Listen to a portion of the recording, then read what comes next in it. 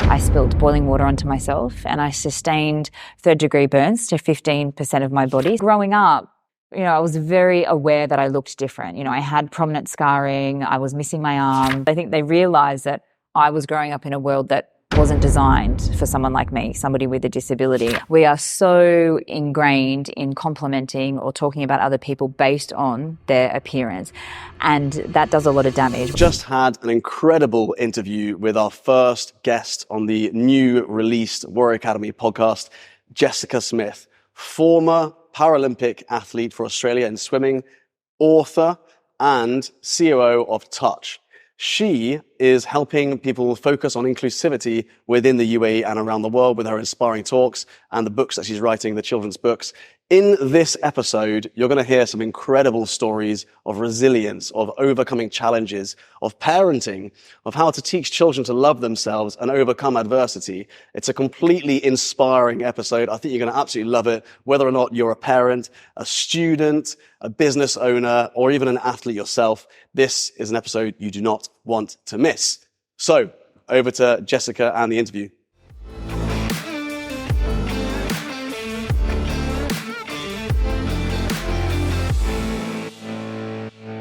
So, Jessica, welcome to the Warrior Academy podcast. If you could just give us a little bit of a background on who you are and what you do, that'd be great. So I was born in Australia, missing my left arm, and I grew up really wanting to be able to avoid feeling limited because of my disability. So I used sport as an avenue to do that. And I represented Australia at the Paralympics in the sport of swimming. And I now work in diversity and inclusion with a big focus on disability awareness.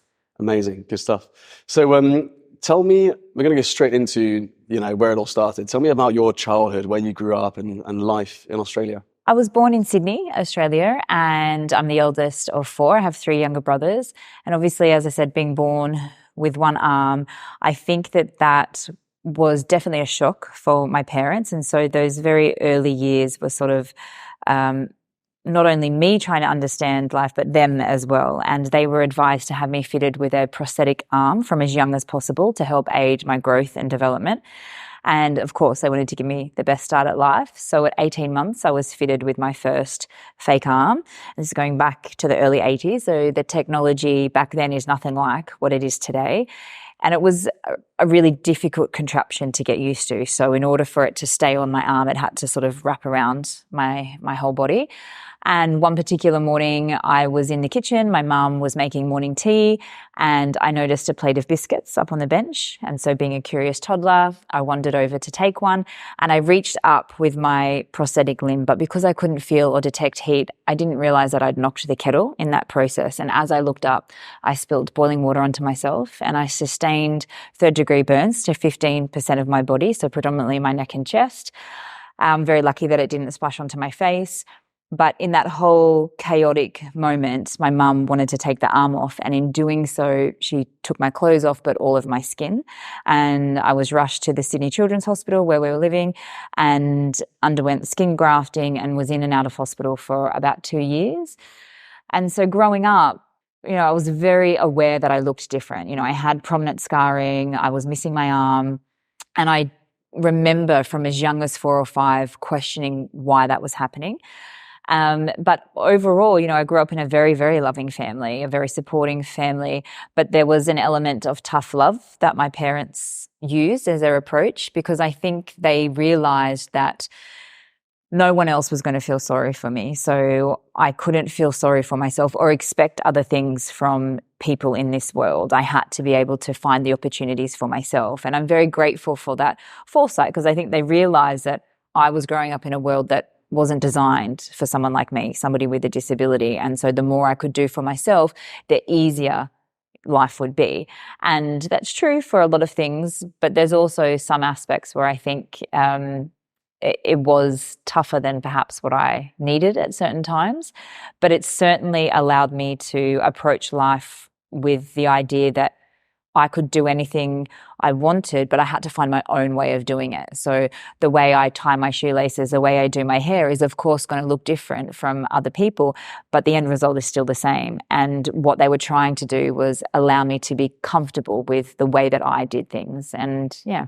Do you think you described it as tough love, right? Do you think that your parents' tough love for you was intensified because they were going through the challenges of, you know, raising a daughter without one arm, and that was their reaction to that? Yeah, absolutely. And I think that it was their way of coping. It was their way of dealing with everything that they were going through as well. Because, you know, I'm a lot older now and I've had those discussions with my parents, and I think there was a lot of guilt that they felt. You know, what could they have done? What did they do or didn't they do that could have resulted in different outcomes? Certainly around the accident with the burns. So I think for them, it was also a way for them to process what was going on. If they knew that they were instilling a level of self-resilience and confidence in me, it made it easier for them putting me out into the world, if that makes sense. Yeah. We see that exact same approach with bullying a lot. You know, your child's going through something traumatic, but because they're going through that, you as a parent are actually going through something traumatic as well. Yeah. And it's like, you know, I always say that bullying it doesn't just impact the child, it impacts the whole family. When the child goes through it, you go through it, right? You feel every little, you know, harsh word or strike or whatever it is, you feel that as a parent. And so, you know, you can imagine then that, you know, that incident you're describing, how your parents must have felt and the trauma then they experienced because of that as well, right? And the guilt that you've mentioned is also very aligned to bullying as well. Parents feel a huge sense of guilt, which is interesting then because I guess their approach was, right, we need to give her resilience because she's going to have to go through so many difficult challenges in life. We need to give her resilience. And to do that, we need to be strong. We need to show her how to be strong. And so they're trying to kind of, you know, this is the way to behave, show you how to behave, right? Yeah, absolutely. And so I think that it absolutely helped. And I'm very grateful for that. But there's also a sense of vulnerability that I wish I had seen, which I'm now trying to be very mindful of with my own children so that they can see that, okay, yes, it's important to be strong and to persevere and to be confident in yourself. But within that, there's also confidence in showing that sometimes there are struggles. But if you allow yourself to be authentic in that struggle, I think it allows our children to see a different perspective. And I think that benefits a lot more than just here we are and we're going to. Yeah, I totally agree. I think, you know, I was raised in a military home where, you know, there was a lot of tough love, but there, you know, I feel like there was a certain balance as well, especially between my father and my mother. But I also think that we're not born with a guidebook, right? And that's one of the things I said to you outside as well. But parents aren't born with a guidebook, and we're all basically winging it and trying to figure it out as we go. And you know, some people have figured it out. You know, they've studied it, they've got a better grasp of it. But no one's the Jedi of parenting, right? We're all having to deal with such a diverse, challenging topic, and every child's different. So what might work with one child can be completely different with another child. And then you add into that, you know, special additional needs and, you know, all this sort of stuff and, you know, children on the spectrum, all these challenges come into it. And then you need a whole new diverse set of skills. You know, what does work doesn't necessarily work for other children. But it's really interesting though, because I feel like what you're telling me about the way you have analyzed what your parents have done, being grateful for that because it served you, the tough love served you in many ways, but you're not, you know, you're saying, I'm going to take on these aspects, but I'm not going to take on these aspects, right? And I know that with a lot of the, again, going back to bullying, because it's this big, you know, traumatic transition that children typically go through, and a lot of the previous insecurities that parents have are transcended into the next generation, until someone looks back with courage and says, I'm going to make a change. I'm not going to pass that insecurity on to my children. So I think, you know, what was the turning point for you? I want to carry on talking about your childhood because I think that's really fascinating and I think people will really benefit from that. But what was the turning point for you as a parent or as an adult where you said, I'm going to change the way I deal with this for my children as well? I think there was a situation where I don't know how it came about, but I was able to sort of stand back and have a look at my mum and her upbringing and perhaps the traumas she was going through in her childhood that exactly impacted how she parented. And it wasn't, I can't even remember reading a book or saw something that asked me to question, well, where have my parents come from? What have they gone through? And I hadn't really allowed myself to do that until I was in my late 20s. So I hadn't had children at that point, but it was like, oh, of course, that makes sense. The level of understanding and empathy came through. Exactly. Yeah. And perhaps I was a bit angry, not a bit, I was angry at my mum, not because of anything that had happened or not because of the way I looked, but because there wasn't enough communication between her and I around some of her vulnerabilities. And so when I started to realize, well, that's not necessarily has anything to do with me, but everything that she has been through. And there were things obviously that I wasn't aware of. And so I thought, I need to have more empathy for my mum, but I want to make sure that I can work on that with myself so that those situations that I feel now with my mum, I don't experience those, or that my children don't have those same feelings towards me. But it's not easy. No. I have moments where I say things and I'm like, oh my goodness, that's my mother or that's my father. And so, of course, what we learn, what we grow up with, there's things that we project, and so trying to break that cycle, I think if we can simply be aware of it is such a major step. It's not just one step, it's a huge step, that level of awareness. And that's what I'm trying to do with respect to my mum as well. And not saying that, the way that I was, parented or whatever growing up was wrong in any way. It was just different. And there's things that I feel that I've learnt from that I can now try to do in a different way, not better, but in a different way. Yeah. It's funny because I think that, we can look back and criticize as much as we want, but we don't know or understand the place our parents have, learned their lessons in life. And in the book I wrote, Not a Victim, which is interesting because you mentioned a kind of cycle repeating it. It's end the cycle of bullying from repeating, right? Both in our own lives, as if we don't stand up to the bullies and learn to overcome that, it repeats from childhood into adolescence into the workplace and you have chronic bullying, right? But in the same way, just like insecurities and trauma, which often attract bullies into our life, it's like a dark cloud that follows us from generation to generation. So, but it does take a lot of courage, I think, to stand up to that. But the courage is looking back at the way in which our parents raised us, being grateful for the incredible things they've done from the place where they were educated and what they had and what kind of created them and their character, but then having the courage to say, I'm going to be taking these things and moving on with other things and almost forgiving for some, because I feel like there's a lot of people resent their parents because they don't have the emotional maturity to understand where their parents came from to give them those lessons, right? Absolutely. And I think, now that I'm a mother of 3, I've been able to have some of these conversations with my mum from a place where there is no judgment. It's just, well, I want to understand. I want to learn more about what you went through. And when you go into a conversation like that with a loved one, it's so much easier for them to be able to share those vulnerabilities. And perhaps there were times, throughout my teenage years and in my early 20s where I did go into conversations that were very resentful from the get-go. And my parents had their These were conversations with your parents? Or? With my parents, yeah. So there was a level of anger in you? Yeah, absolutely. Not based on your situation, but based on how they were dealing with it? Yes. Okay. Yes, absolutely. Yeah. So, there was moments where I'd come home from school and I had a tough day because I was bullied or I was teased, and some of the responses I got back, well, you just have to toughen up.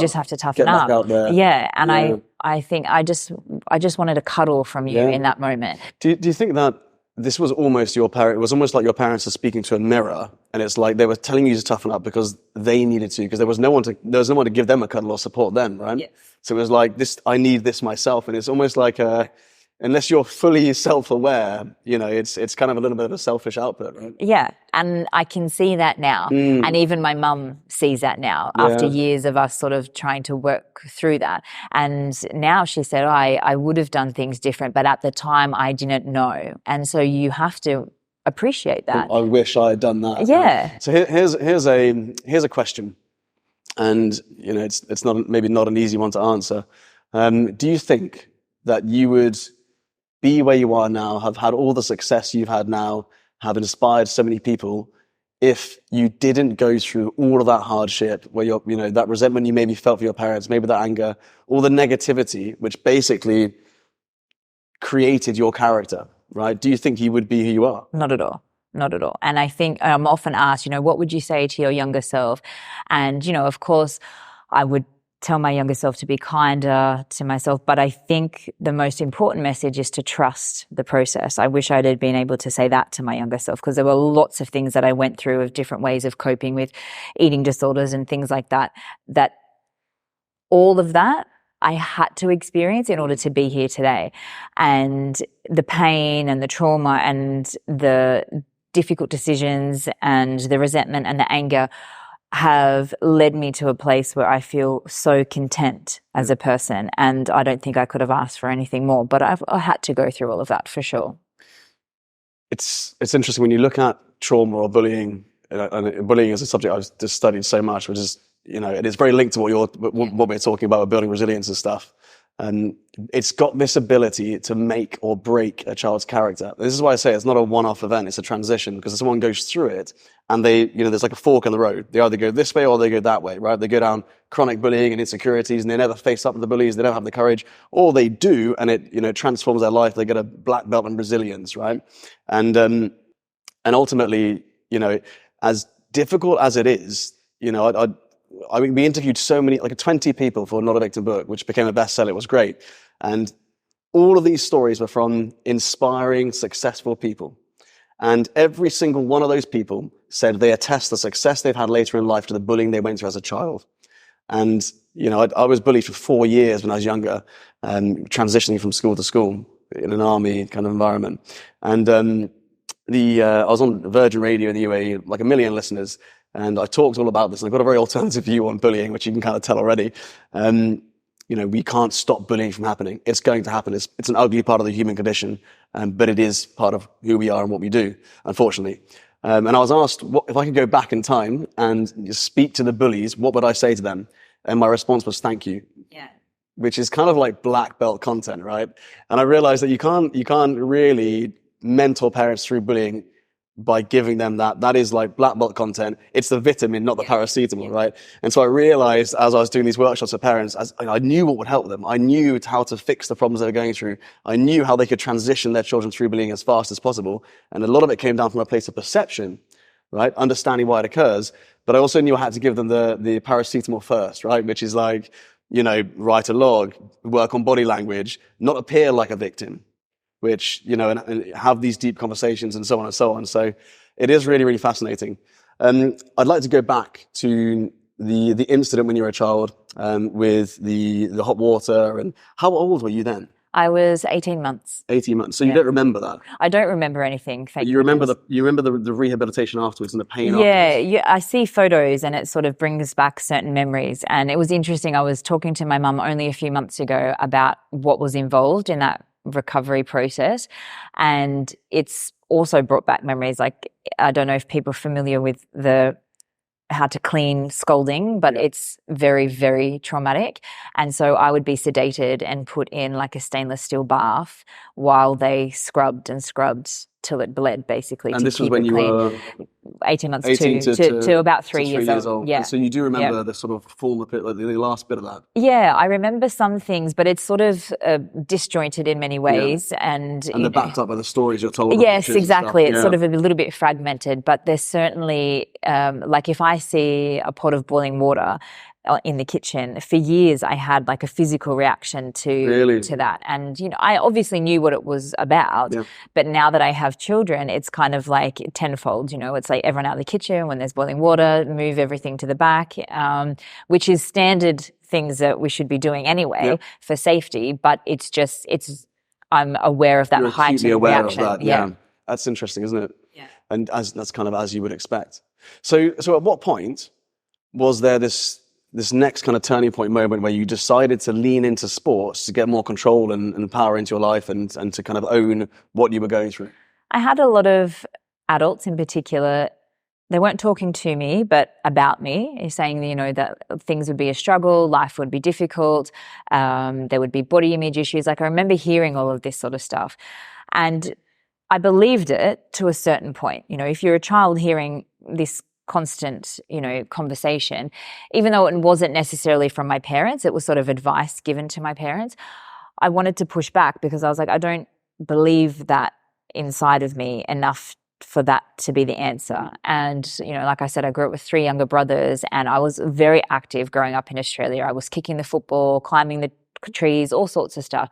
And so I thought there's something in this idea of being able to use my body to prove that it doesn't actually limit me at all.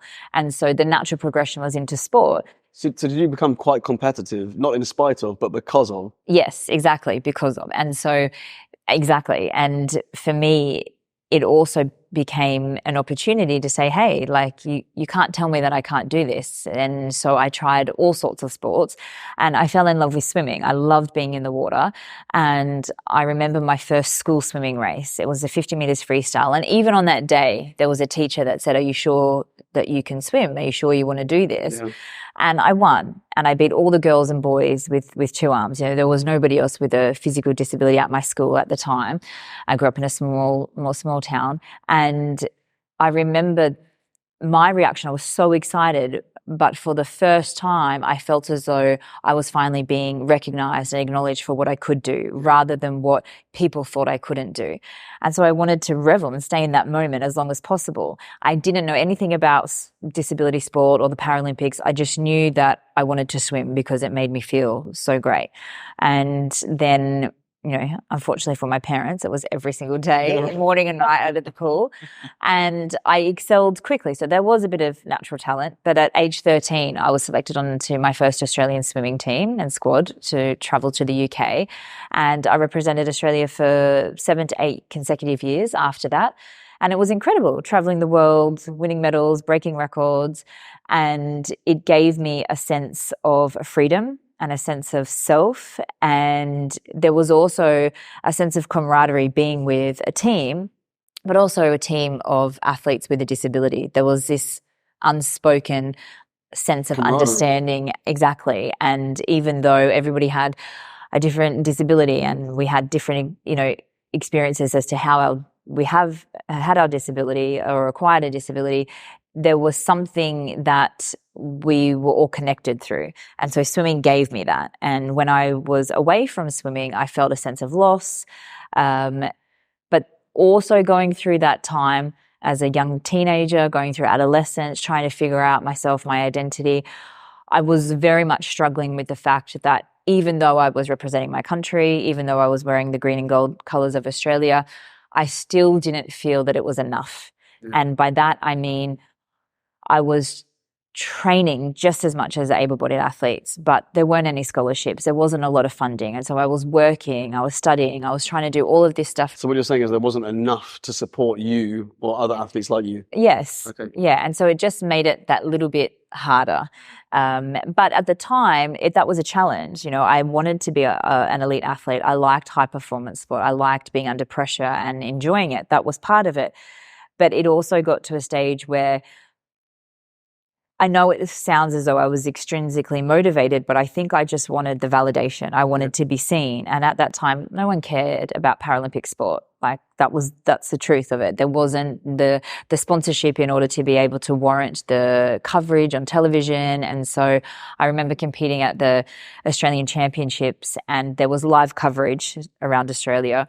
But the races for athletes with a disability were at the end of the evening so that they could end the live coverage, and then it was time for us to come out on deck. And so that even though nothing's really said, it's a lot of very loud messaging and profound messaging around that. And, I just felt that it was never enough. And then aside from swimming, I was just a teenage girl trying to figure things out, and I never saw myself represented in mainstream media. There was never disability portrayed in a positive, beautiful way in magazines or TV or movies.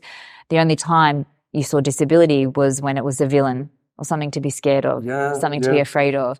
And so I was trying to figure out who I was and why I looked this way, and people were fearful or afraid or not sure how to act or talk around me. And then I had swimming, which was this outlet and way for me to cope, but it wasn't enough. And so when you were talking about being at that pathway, I just felt so overwhelmed at that particular stage, so 14 or 15. And I thought I felt a sense of loss of control. So I was always going to have one arm. I was always going to have scars on my neck and chest.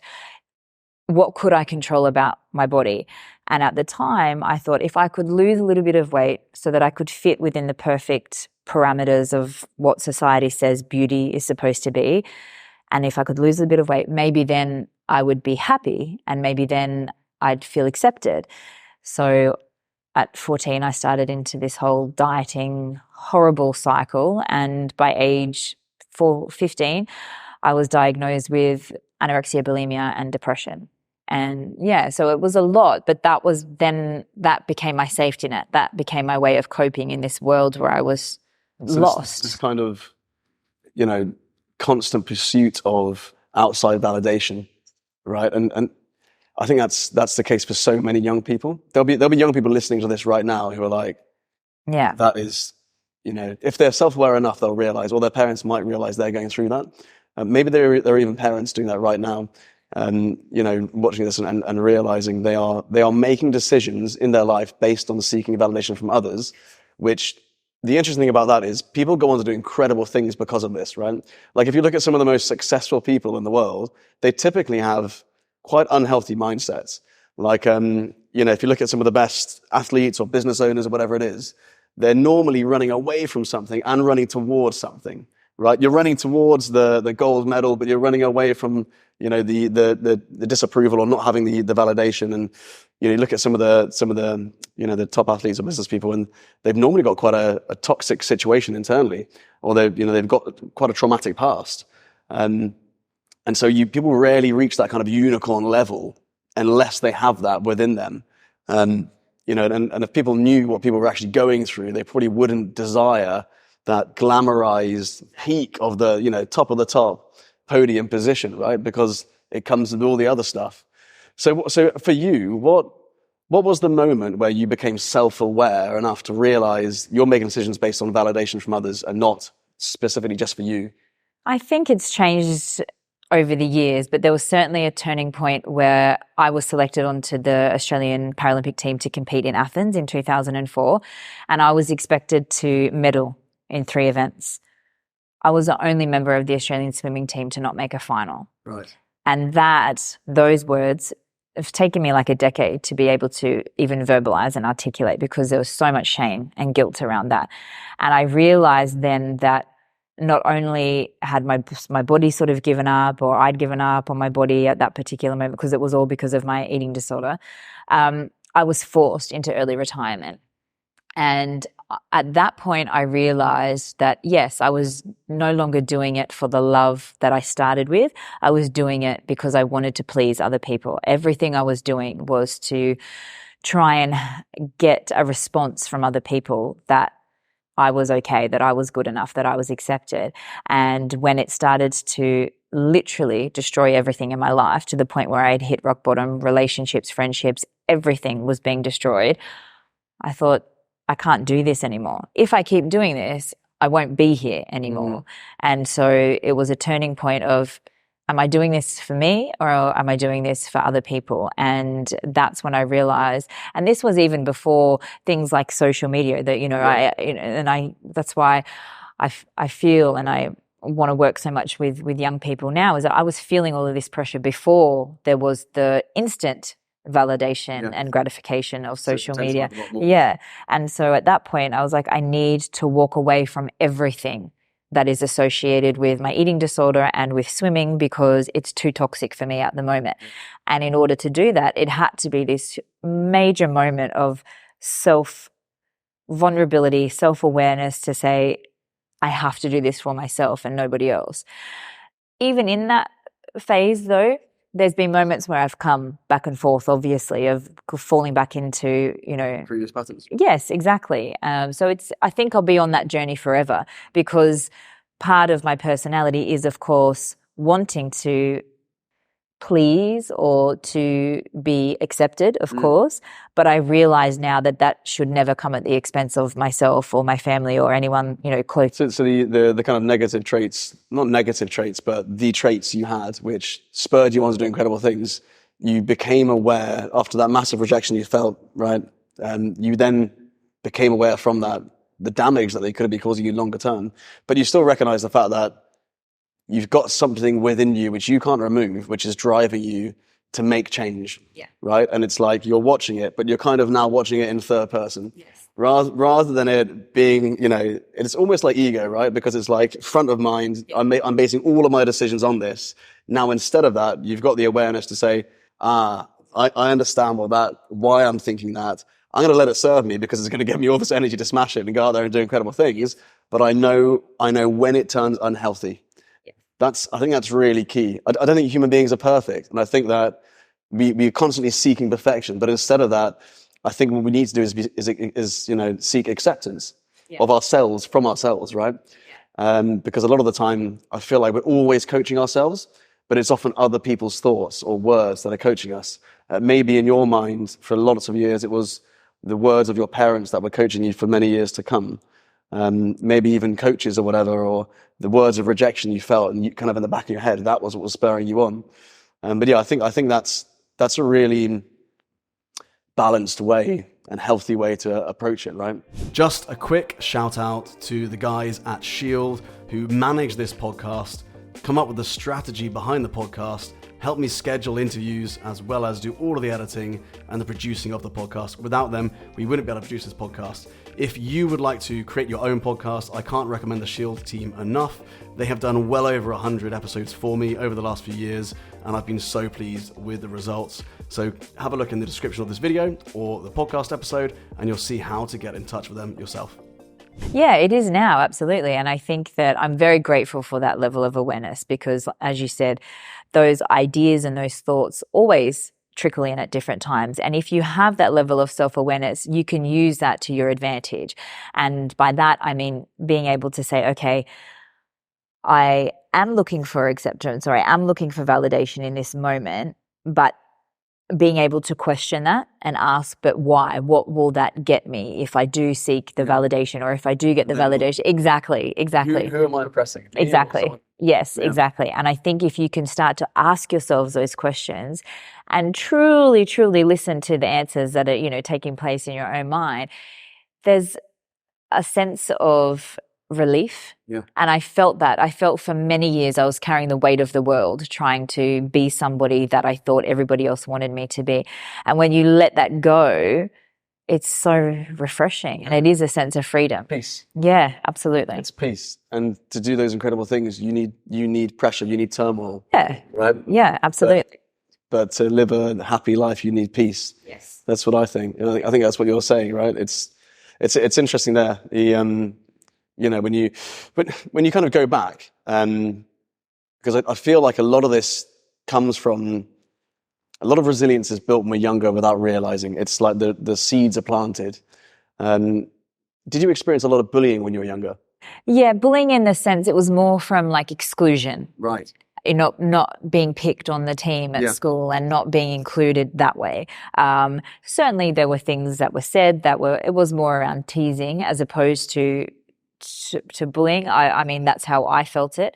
But I felt more bullied by society, if I'm honest, in the fact that as someone living with a disability, as a female living with a disability, I didn't feel that there was enough guidance. There was a lot of people telling me what I could do, what I couldn't. And to me, that was diminishing. And so I was more negatively impacted by that than any sort of comment that anybody had made at school. I think also, I don't know if having a disability kept me away from the severe bullying, if that makes sense. I don't know. I feel like people didn't go too far. They were seen to be victimizing you. Exactly. Because I saw bullying as well. And I saw that happening around me. And I guess that for me, it was just much easier to keep to myself and to not do anything extra that would bring attention to myself in a negative way so that I couldn't be bullied, if that makes sense. It does make sense completely. I think one of the things that stood out to me, what you're saying, is how you felt society was bullying you, right? And that to me is so much deeper than just one bully at school, which you can kind of personify. And even when you're younger, it's like there's this one villain at school who's a bad person and they're bullying me, although we know that bullies aren't bad people, and that's a whole other topic. But when you're a child, how can you how can you possibly understand that a society is bullying you, but it's just this vibe, this feeling you get when you walk into a room, or the way the decisions, which are actually very loud, big decisions, but kind of swept under the cover, are being made. How do you process that? I think, like you said, you don't really realize until much later. There's this sense of wisdom and understanding of the way the world works and sort of your place in it. And I think that's why I struggled so much, because I didn't understand my place in this world. It made no sense to me. I felt as if I was being punished for something I'd done in a previous life, and I didn't think that any of that was fair. So even when I say society, it was just the way in which people back then and even today perceive disability, and the fact that I felt no one was willing to have a conversation in order to understand me and what I could do. And so that's why, using sport was my way of showing people, telling people, but I wasn't offered a seat at any table to have that conversation. And so now with the work that I do, it's like I invite as many people to the table. I need to learn. I'll continually be learning, and I want to be learning all the time. But I feel that as a child, I was faced with so much resistance from the adults in my life because they knew what was best for me. Yeah. And you can't know what's best for someone unless you've had that experience yourself. So it's like, when we talk about disability, we need to make sure people with a disability, or people of determination as referred to here, are part of that conversation. You can't make decisions for people based on what you think if you haven't had that lived experience.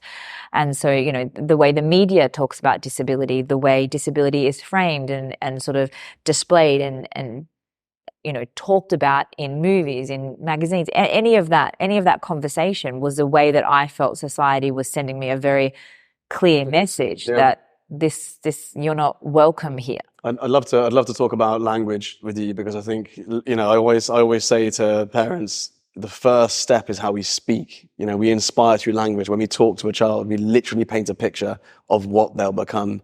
And we don't just do that in as parents. We do that as a society. We do it in schools. We do it in media. And I remember, I think it was Khaleej Times or Gulf News. They read an article. They interviewed me and read an article about bullying. And it was the title was From Wimp to Warrior. And I was like, oh man, where do I start with the language around this, right? And it needed so much tweaking. But I think we're going into the cultural side of language, and how that then changes what you're trying to achieve here, right? Exactly. So exactly. Even the word disability, it's only negative if you want it to be negative. If you own that as negative. Exactly. Yeah. And so I say use that word. Of course, people of the disabled community want that word to be used because there's no shame around that, and there shouldn't be.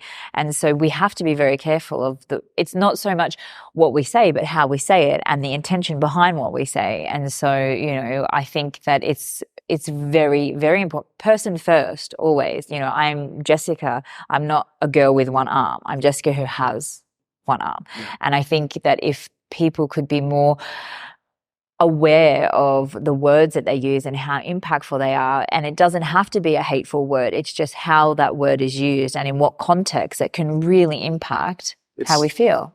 What you just said, for me, aligns massively with everything we do here. So it's not embodying the character of a victim and saying, I am disabled. It's, I've got this, that this is, I'm going through bullying. I'm not a victim, right? So I read a book called Not a Victim deliberately for that. And I was kind of bashed a bit for victim shaming, but I had to then explain it. Either way, it was good for me because I could then, more attention to the book. I could then, explain why that's important, why we need to teach people not to feel like they are a victim and personify them as a victim, because language is everything, right? As soon as you tell a child or a young person or even an adult, you are this, you are depressed. No, you're not. You're going through a difficult time. You're going through depression.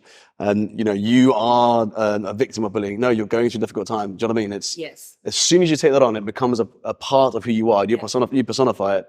It's then 10 times harder to transition through, Yeah, absolutely. Completely agree with you. And I think, I'm trying to be very mindful of that now with my own children on how I use certain words and certain phrases. Yeah, exactly. You just did something. Exactly. Yeah. You're not naughty. Yeah. And trying to find the approach that, because I grew up in a time where, parents were, I'm the adult, you're the child, you sort of do what I say type thing. And I think now what I'm trying, as we were speaking about at the beginning, is trying to find the good in that and use that in the parenting approach that I have, but also being very open to the fact that my children teach me stuff every single day, and that's wonderful. And I need to trust in their development. Like the best teachers are our children. Exactly. Something as simple as, when they're starting to use scissors or a knife, we have to, I'm guilty of sort of that helicopter. Oh, no, I'll do it for you. I'll do it for you. It's like, but they have to learn. And the sooner that they can learn with parents who are trusting and allowing, it gives them the confidence in themselves to do all those little things. And it's all those little things. And then they're less likely to have issues later on. I feel like one of the most powerful aspects of your story is this journey of self-love. And I feel like one of the things I often say within bullying is and this is, again, kind of black belt content, vitamin versus paracetamol, right? We attract the bullies into our life through the traits that we don't yet love about ourselves, or the traits we don't own about ourselves. You're tall, you're short, you're fat, you're skinny, whatever it is. If you are easily offended by these things, it's because you don't own them about yourself. So when I heard you speaking about your disability, it was like, there was a moment where you decided to own it. And it was like, you're not going to hide it away. You're not going to, care about what people think. This is you. This is who you are. You're just going to go out there and prove to the world that you own that trait and you love that about yourself. And this is what makes you unique. What was that moment? Because it looks to me like you're thinking of the exact moment in your mind right now. Was there a single moment? It was around, like, even during my swimming years, I would still hide. Yeah. I would still, sort of wear bigger jumpers. When were you like, that's it? To be honest, I think it was around like age 25. I think it was a moment where a lot had changed in my life, and I realized that it was about switching my own mindset and the voices in my head, that people aren't looking at me and, I would make up stories in my own head, like, they're saying all these things about me. And I was like, well, I have no idea what other people are saying or thinking. And half the time, who am I? What's my ego to think that they're actually even talking about me? Exactly. Why would they? And that's when I was like, oh, wow. Yeah, exactly. All these years, I've made everything about me in a selfish way and in a negative way. But this was 25 years old. So this is after a lot of the confusing you've done. Yeah, after a lot of all of that as well. So you were still hiding away. Yeah. You weren't completely owning the traits. You were fighting this through your whole competitive career. Yes. Then at 25, so just give me a snapshot of where you are at 25. So, well, my swimming career was over. I had relocated to a new city. Relationships had ended. And I think I was I wouldn't say a rock bottom. I think I'd experienced rock bottom a few years prior, but I was in that journey of evolving from my rock bottom. And then it was kind of like an aha moment of, oh, right, like I don't necessarily or don't think about other people that I see on the street when I go home. Like, you know what I mean? So why would they be thinking about me? And if I switch that and flip that, if they are, let's just assume they're saying something positive. Let's just assume they're saying, well, wow, how amazing is she? Just choose. Exactly. You can choose your resistance. Yeah. So it took a while to start doing this, but as I did that, I was like, oh, this feels so much better than thinking, oh, everyone's saying something terrible about me. And I think that's where the societal impacts came onto as well, because I assumed that because of the way disability was sort of talked about in society, that people must think negatively of me, or they must feel sorry for me. They must gender in mind's really causing those insecurities. Exactly. Concerns, which then makes it even harder for you to love that trait or own that trait about yourself, which is why by 25, even though you've got this incredible, competitive record, which should be boosting your confidence and telling you, look how awesome you are, look what you've done. Yeah. You're still in this position where you're like, I don't really love everything about me yet. Yeah. So I wouldn't even talk about my swimming career for many years because I was ashamed that I didn't get to the level that I wanted to. And then it was kind of like a moment of, well, who cares? Like, do people, and I don't mean this in a blasé or negative way either, like, do people really care? What I mean is, everyone's got so much going on for themselves. Often it's their own projections. And so I had to sort of take that in and think, okay, well, I can't control what people are thinking or how they're feeling. And again, it's 9 times out of 10 is nothing to do with me. And so the more I started to tell myself that and to sort of, you know, fake it till you make it in many ways. Like just believe it. Confident. Exactly. And then, and eventually it worked. And I'm like, actually, this feels so much better than the life I was living before. But I had to experience all of that in order to be able to appreciate and value that sense of self-confidence, where I walk into a space now or a cafe in a restaurant, I'm like, people don't even turn around. Like, why would they? Yeah. Whereas before, I would probably generate so much attention to myself because I was trying to hide it. Exactly, like what you just said. Yeah. So now it's like, no, this is me. This is who I am. And I think having children has also helped me because I need to be the best role model that I can for my children. And I don't want them to ever feel that they have to hide any part of who they are, whether that's physical or emotional or whatever. So they have to see that in the way that I'm behaving. And how can you ensure your children own and love the traits about themselves so they don't have to go through all of their younger years, all the way up until they're 25 or older, and still have to go through that? It's a tough question. Because as we've said, you know, I know that I needed to go through everything that I did in order to be where I am today, and I wouldn't change anything. But I certainly don't want my children to go through any of those hard times or the trauma that I've been through. So how do I ensure that? I don't know that I can. All I can do is be the best communicator that I possibly can, support them when they fail so that they know that I'm there as a foundation. I can't do it for them. And, you know, I'm speaking metaphorically here, of course. It's so refreshing to hear a parent say that. And you can't do it for them. It's hard. It's so hard. And so I'm trying, and I'm learning in those moments as well, because, of course, those ideas and those things that I've been through come out in moments where I see my children, I don't know what it is, you know, whether it is my 3-year-old, you know, learning to cut with a knife and all this sort of stuff. I'm like, oh my God, like being able to stand back and say, he's going to benefit so much more if he knows that I trust him and that I support his decisions, and that if something happens, if there's a mistake, that I can be there to help guide him around that. But it's not easy, but I'm trying. So really it's all about empowerment, right? So the way that I approach character development with parents is, I run lots of character development workshops. The first thing I say to parents is, you know, I put a picture of my children on the screen and I say, I've got 2 kids, just like many of you.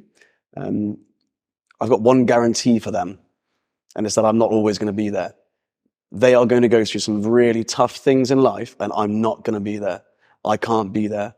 All I can do as a parent is empower them to face life's obstacles on their own. And I think that's our main job as parents. And I think it's this like balance between empowerment and showing them how to do it, and then protection so it doesn't go too far, right? Like, of course, there's this fundamental foundation of stopping them from using the scissors the wrong way around or running through the corridor with them, right? But also letting them slip up and make mistakes so that they learn from it quickly at a young age and they continue to learn that process. Do you think that we are overprotecting our children and as a result preventing them from making mistakes, becoming resilient, and having a character which means they can transition through difficult events? I think, yes, it's a complicated question and it's a complicated issue because I see a lot of both. I see this whole change in parenting that's more positive parenting, which is fantastic. But I do see that there's a level of protection that isn't serving our children as well. But like you said, it's being able to find somewhere on that spectrum. I think it's one of the hardest things as a parent to do. Yeah. And I often find, you know, excluding gender, male, female, it's a masculine and feminine energy, I think. The feminine energy is very caring and it wants to protect and look after. The masculine energy is like, we need to, the way we protect and look after is to toughen them up and make sure that they are, and you can get that from mum or dad. Right? Yes, exactly, exactly. You know, I give an example, my wife will push the kids on the swing really gently and I'm like, right, how far should we go? You know, and I'll get them to jump in the deep end, and there's typically a balance in a relationship, I think, when one person in the relationship tries to push the child to kind of take those leaps and make those risks more than the other. Yeah. But it's finding that balance between safety and risk taking, which is one of the biggest challenges parents have. I think so. But I think in that, what is most important is if you can communicate that struggle with your children as well, then we're going to break down so many of these barriers between what is too protective and what's overbearing and what's safe and what's not safe. So for me, if it's a situation like that, like, you know, and I try as much as I can to have these conversations, you know, with my children, especially my 7 and 5-year-old, is like, I got that wrong. I do trust you. And, you know, maybe I was a bit nervous and because I couldn't see the way that you were going to do that. But, you know, I'm really proud of how you figured that out and you were able to find the solution for you. I think if we can have those conversations, it's going to make a massive difference as opposed to saying, no, I'm right, you're wrong, even between couples as well, right? You know, especially, you know. This is the right way, or you do it my way. Yeah. I think it's one of the really powerful things to do there is including children in making the rules. Yes. Right? And what I love about your story is you kind of challenge the status quo. It's quite disruptive what you're doing, and of course that comes from a place of you want to change things, which has really benefited so many people around you, including the work you do now, which we'll talk about as well. But I feel like including children in making the rules and actually saying to them, look, this is the rule. The reason we do this, the reason we eat together as a family in the evening is because we haven't seen each other all day, and it means that we have better communication. It means that I understand what you're up to, and you can see what I'm up to, and then we'll see each other. And you know, do you think we should break that rule, or should we change the rule, or should we do it more often, or what should we do? The reason I want you back by this 6 p.m. and not any later is because it gets dark and you've got to get ready for school. Should we change the rule, or how should the rule be? And I think then what you do is you create this. First of all, the child has more ownership over it and they're more likely to stick to it because they feel like they were a part of it. Then they understand the rule more, but also it kind of plants this seed of, I don't want to say raising disruptive kids because it sounds bad, but challenging the status quo. Because often when you're in a meritocracy, you know, community or something, it's the best idea that wins. And rather than a kind of autocratic system, when you've got a meritocracy, it's like, we'll challenge the ideas we've got. And out from that will evolve a better idea. And communities and societies that do have that system in place, they evolve the fastest. And I think that's a really brilliant quality to instill in a young person. And I think that starts with involving them in the rule making. Yeah, absolutely. I completely agree. And I think, as you said, it gives them a sense of understanding, a sense of ownership. And you explain something that, you know, it's not we're doing it just because. If you can explain that and then they can understand that, it gives them a sense of contribution as well. And I agree. I don't want my children to feel that they can't challenge things, but there's respect. It always comes back down to you can do that in a respectful way with kind intentions. And I think for me, if I can raise children that are respectful and kind in anything that they do and any decision that they make, I'll feel that I've done an okay job. But it is forever challenging. And I think that that's part of it. Like you said at the beginning, there is no rule book. There is no answer to all of these situations with raising children. I think if we can be content in knowing that it's a journey for all of us as a family unit and that we all add value at different times, then that's going to sort of help harness those relationships, which will hopefully instill that level of confidence and resilience in children so that when they do face, because they absolutely will, all these different challenges, they're better prepared within themselves to be able to find the right way to deal with something in the moment.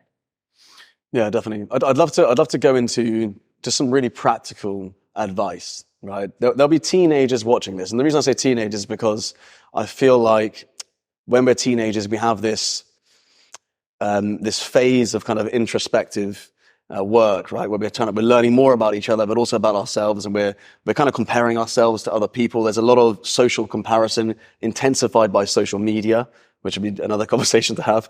I'd love to hear your advice, like 3 tips that you would give to a teenager to ensure that they love themselves, they feel empowered, they own their traits, and they're more equipped to face life's obstacles.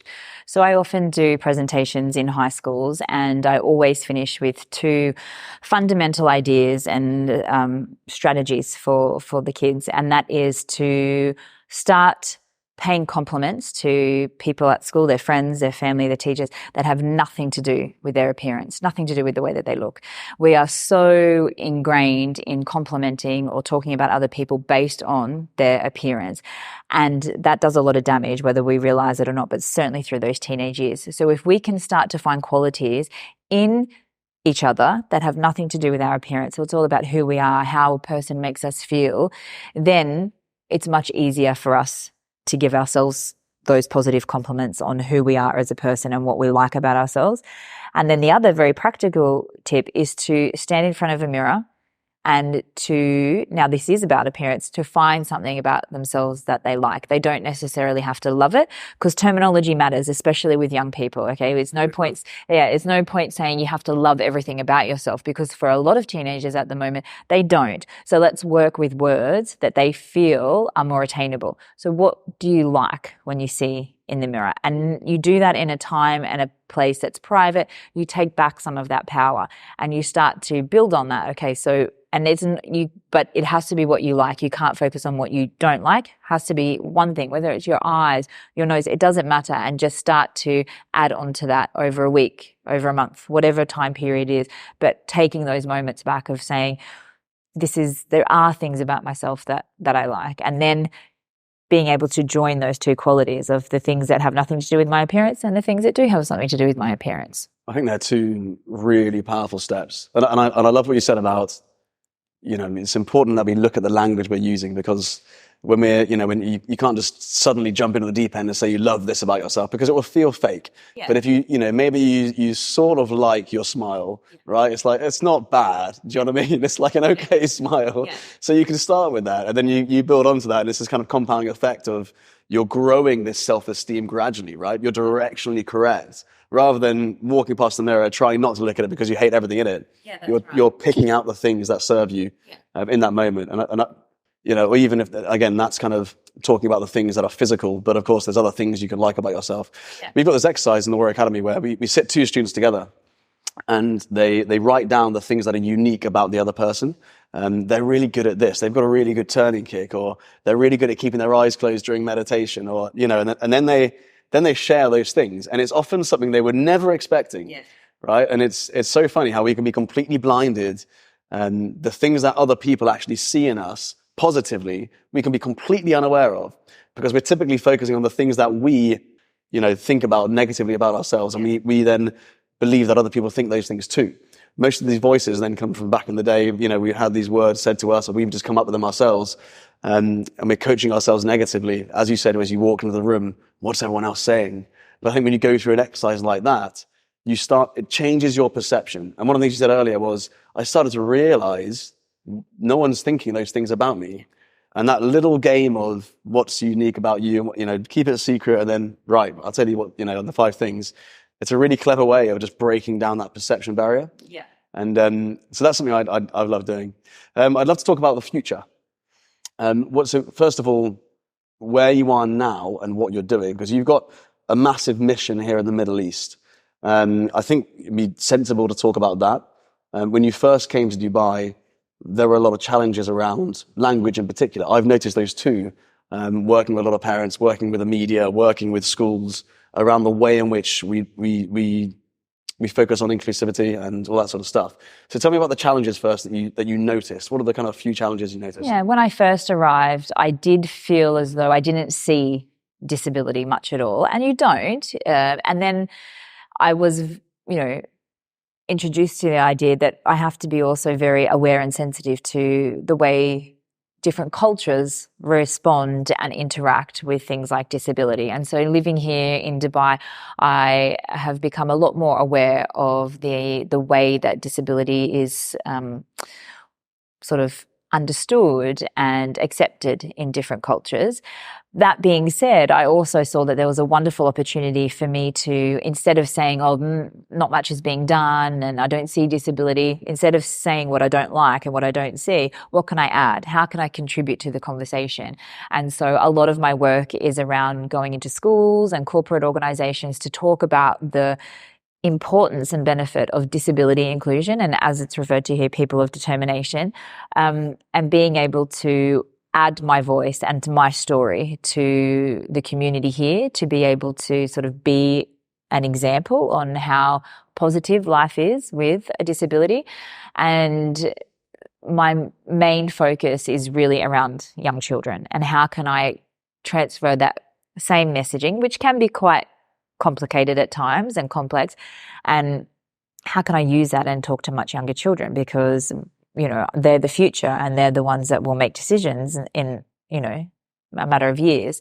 And so I've written a series of children's books that followed the journey of a young girl with one arm. So it's essentially me as a main character, and it's all about different moments in my life that any child could relate to. So my first day at school, my first swimming race, and then joining the school band. There's all these different ideas that any child has to deal with. All in one book, or is it separate? There are three books. Three separate books. Three separate books, yeah. So Jessica goes to school, Jessica goes swimming, and Jessica joins a band. Wow, so it kind of follows Jessica through her life, through the different challenges that she finds herself in. Yeah, and it's been a wonderful opportunity to go out into schools. You know, I've read to thousands of students across the UAE already, but wanting to share that story and then be the person that they see in the book. Because I think for me, that's what I realized, is that when I was a young child, I never saw disability represented. I never really saw diversity represented. And so if I can create a resource, a fun resource that tells a beautiful story, that depicts and shows characters that are what kids see in everyday life, it enables them to be able to recognize themselves, recognize their friends, you know, and create an opportunity for parents to use it to start conversations, and for teachers to use that in the classroom to start important conversations as well. So the focus really is, at the moment, everything falls under disability awareness, but to be able to really empower this message for younger children. It's really inspiring work, I think, and really worthy work, which has the ability to make a huge dent, you know, and change so many lives. I also think about what you're going through telling those stories, right? Because I know for me, I had a near-death experience on a base jump in Switzerland, and you know, I almost died. I dropped 50 foot, broke both legs, both feet, both ankles. Took 2 years to learn to walk again, and I never really spoke about it after it happened. And you know, I was at threat of 24 years old being disabled the rest of my life, and it, you know, by some sort of miracle and lots of rehabilitation over the last 8 years, I've managed to come out of the other side. Despite arthritis and all that sort of stuff. But for me, it was actually really cathartic to actually talk to other people in a very positive way about that, in a way that helped me process it. Because at the same time, I lost so many friends who were doing the sport, you know, 15 friends in 1 year. There was all this sort of stuff that was going on at the same time as that. So for me to then speak about it and to share those insights and to kind of process it was a really powerful way for me to overcome it and to leverage that difficult time to actually help other people. Are you kind of experiencing the same sort of thing, the way you've told these different stories and now going out and helping children and speaking to corporate events and sort of stuff? Yeah, absolutely. I remember in the first few years, especially after the Paralympic Games, I was very nervous to share my story. Didn't want to talk about it. Didn't want to. Yeah. It brings up a lot of, you know, feelings and emotions for myself. But I've exactly the same as you. I feel like it's helped me on my recovery journey. It's helped me in my own healing. And so every time I go out and share my story, there's a little bit more that's healed. And I think that that's really important. And, you know, it's also now what I feel a responsibility to give back and to pay it forward. And not everybody has to do that. I don't think that that's, you know, not everybody that has a story necessarily needs to continually share that. But for me, I feel that I'm happy to take on that responsibility, and I do it with pride and honor, because I know that if it can resonate with just one other person, then it will hopefully help change a decision that's going to be made for somebody else. And for me, that's important. I feel that that's what we're all supposed to do in humanity, is be able to come together and to help each other. And that's why I do that. But I think it takes a lot of courage, right? To dig into your trauma and your, you know, the challenges you've gone through in life, and to just say, hello world, this is all the horrible stuff I've had to go through, and I'm going to speak about it confidently on stage and share it all with you in social media or whatever it is, right?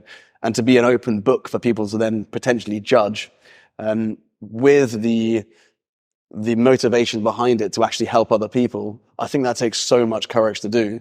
But I do agree with you. I don't think, for a long time for me, with the sort of stories I had, people would bring it up in sort of small talk. I'd be around a table, a dinner party, or people with friends over and whatever.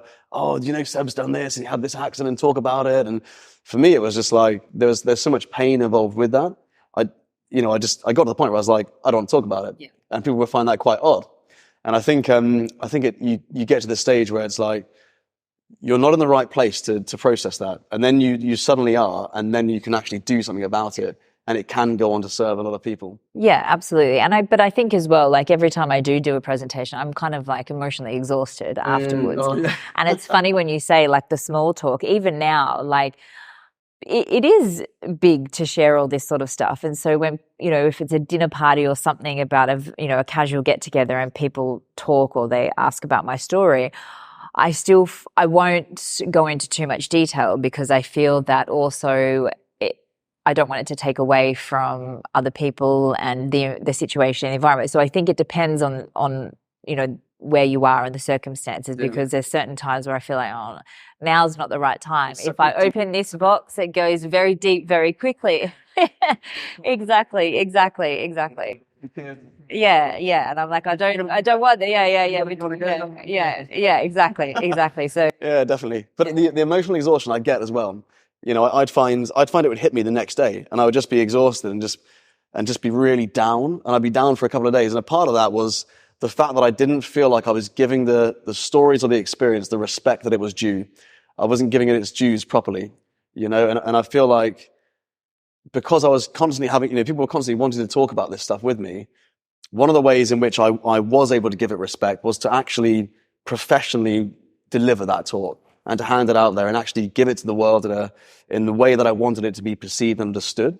And it sounds like you've done something similar. Yeah, exactly the same. And I think that took a few years to sort of understand. It's not just a sort of necessarily, a flippant conversation. There's an important messaging behind that. And if you can articulate it in a way that then has a powerful impact, that's what's really important. But I don't think that necessarily people understand what goes into creating and developing a presentation or a talk that you're giving to the public in a way that it will have that level of impact. There's a lot behind that.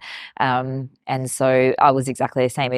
To be able to communicate your story in a way that other people are going to understand is also a skill. And I've worked hard to be able to do that, just like yourself. And I think that like I was saying, not everybody can do that. Not everybody needs to feel the pressure of being able to do that. But it's, again, like we were saying, you see somebody sort of achieving and success, but there's been a long journey in order to get to that. And I think when people are at the point where they can publicly articulate their story, there's been a lot in order to get to that point. And even, looking at those who have reached the very, very top of what we glamorize as success in society, would you really want to get there and go through the things you have to go through to get there? And, I think that's the reality for a lot of people, right? We glamorize the top without understanding the grit and the challenges and the difficulty behind it all. So we're going to wrap up now. Where can all of our followers find out about the book and future work you're doing and get in touch with you? Please, on Instagram, jessicasmith27, or my website, jessicasmith.com.au. Amazing. We're going to send this out to all the Warrior Academy parents so they can get those links as well. So thank you so much for sharing your story with us today. Pleasure. Thank you so much.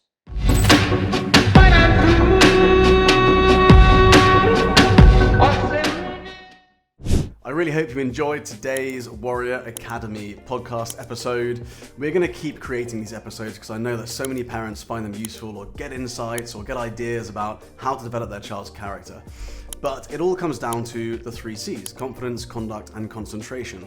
So if you want to get a deep insight into the levels of confidence your child has, the level of concentration they have, or the level of conduct they have, so that you can actually put a score next to it and then work towards increasing those scores like we do in the Warrior Academy, then I'd love to invite you to fill in the Breakthrough Area Assessment. It takes about 5 minutes of your time, and you will get a personalized PDF report on your child's 3 C's.